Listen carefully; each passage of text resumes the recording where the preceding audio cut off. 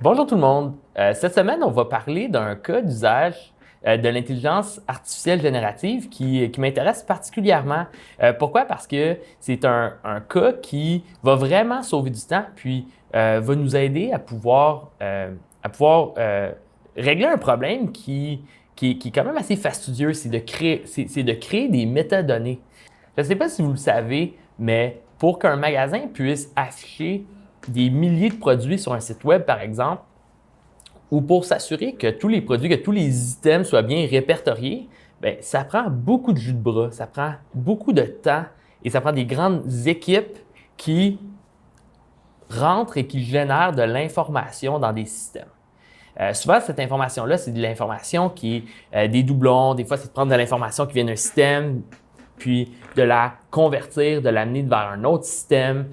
Des fois, c'est de pouvoir analyser une description d'un produit pour être capable de la catégoriser. Et ça, c'est un requis. On en a toujours besoin, que ce soit dans des systèmes de style ERP, que ce soit dans des systèmes de toutes sortes. C'est beaucoup de travail qui est requis. Ici, ce qu'on se dit depuis le début, depuis des années, c'est qu'on va essayer de faire les choses le mieux possible. Donc, on va se retrouver à faire des processus qui sont un petit peu plus efficaces. On va gagner des minutes ici et là en simplifiant le processus de génération de métadonnées. Par contre, avec l'IA générative, on amène des solutions qui vont changer de la façon qu'on génère notre information. Ici, on a simplement besoin d'avoir une description produit, par exemple, et de savoir c'est quoi les différents champs, c'est quoi les requis, d'avoir quelques contraintes pour être capable de générer des métadonnées de façon très précise. On va vraiment être capable de gagner non seulement en vitesse, donc ici on pourrait voir réduire de 50 à 75% le temps que ça prend pour générer des métadonnées, mais aussi on va gagner en précision. On va être capable de générer de l'information de beaucoup meilleure qualité. Donc, comment ici ça se fait?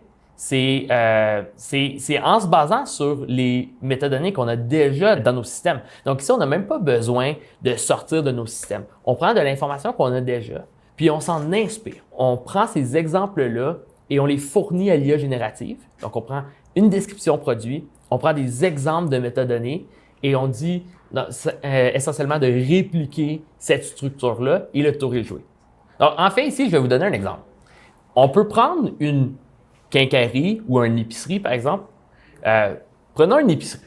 Une épicerie, ça a beaucoup d'articles en inventaire. Donc, on va à l'épicerie, il y a des dizaines de milliers d'articles. Et à chaque mois, à chaque semaine, il va y avoir même des nouveaux articles. Donc ça, ce que ça veut dire, c'est qu'à chaque semaine, on a une équipe, potentiellement d'une centaine de personnes, que leur tâche, c'est de remplir de l'information sur une nouvelle sorte de tomate ou sur des nouvelles cannes de soupe pour être capable de bien la répertorier puis de pouvoir la vendre. Mais ça, c'est fastidieux, c'est long, puis ça n'a pas une grande valeur ajoutée. Donc ici, ce qu'on parle, c'est finalement, tu prends de l'information qui est fournie par les fournisseurs, tu la rentres dans une solution d'IA générative et ça va te retourner les métadonnées qui sont nécessaires pour pouvoir les rentrer dans une solution ERP comme une solution SAP.